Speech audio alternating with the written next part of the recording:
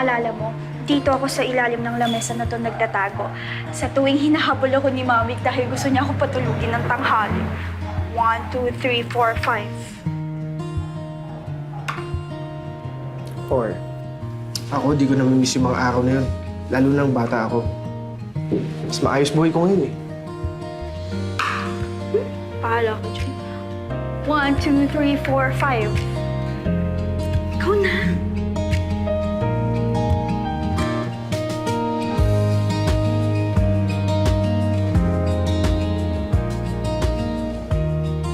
Paano kapag natalo?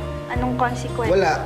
Maghuhugas ng plato kapag natalo 1, 2, 3. Hala! Oh, ladder.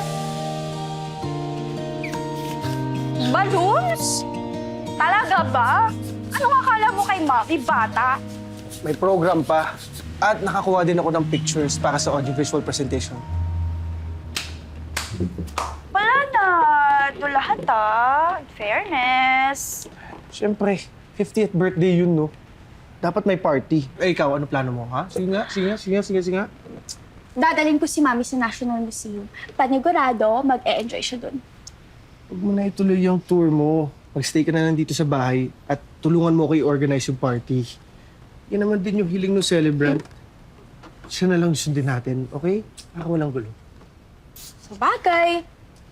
Pero, para naman maging masaya si Mami, no? Sana humaba talaga yung buhay niya. Kahit matalak yun. Mahal na mahal ko yun. Napaka-strict ko naman. Kailangan laging sundin yung gusto niya. Kaya nung nagkaroon ako ng sariling isip, pinili ko talaga yung sarili kong happiness. Sobrang hilig niya kasi planuhin yung buhay ko. Sobrang overprotective niya sa akin. Agree. Kaya nga siguro hanggang ngayon wala pa akong boyfriend eh. Kasi natatakot ako sa kanya. Alam mo ba dati talaga, pag hindi niya type, yung gate na yan, look na yan agad.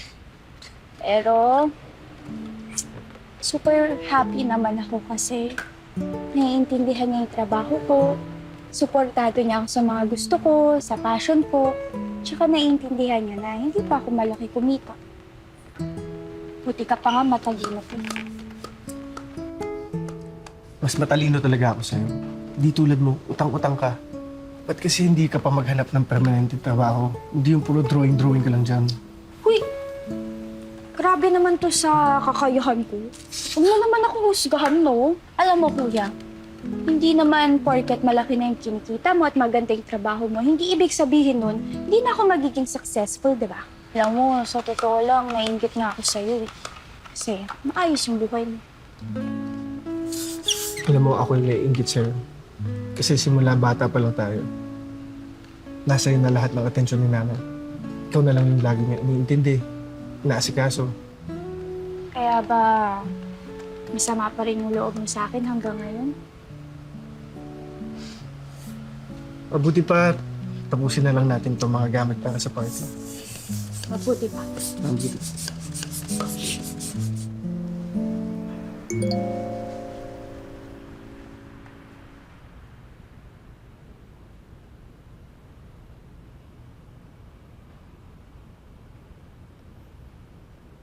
Sabi sa'yo, tigilan mo yung kaka-painting eh. Ito mo, di na maipinta yung mukha mo. Alam mo, kung nandito ka lang para makasarap, doon ka sa far away. Madami pa ako kailangan gawin. Andito lang naman ako para sabihin sa'yo na nasend ko na sa online bank mo yung payment para sa catering, para sa birthday ni nanay. Ikaw na makipag-usap sa kanila, ikaw na din mag-down payment. Okay? Okay, boss. Mag-isip-isip ka na rin sa career na papasukin mo. Puro ka credit at exposure na lang nakukuha mo. Hindi mo naman may pambabayad ng bills yun. Wala namang masama sa pagpe-paint. Sige lang, anak. Ituloy mo lang yan. Sa susunod, ako naman ang model. Gagayahin ko si Mona Lisa, bibili ako ng damit, tapos ganito yung pose. Kinakampihan nyo na naman yan. Bakit? Walang masama sa art. Alam niyo ba, nung mga bata pa kayo, hirap na hirap akong palakihin kayo. Lalo na nung nawala ang ama niyo.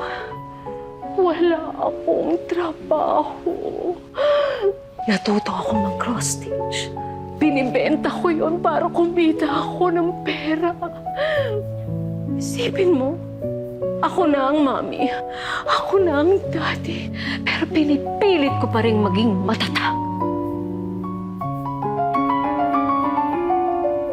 Ang hirap pala maging single mom.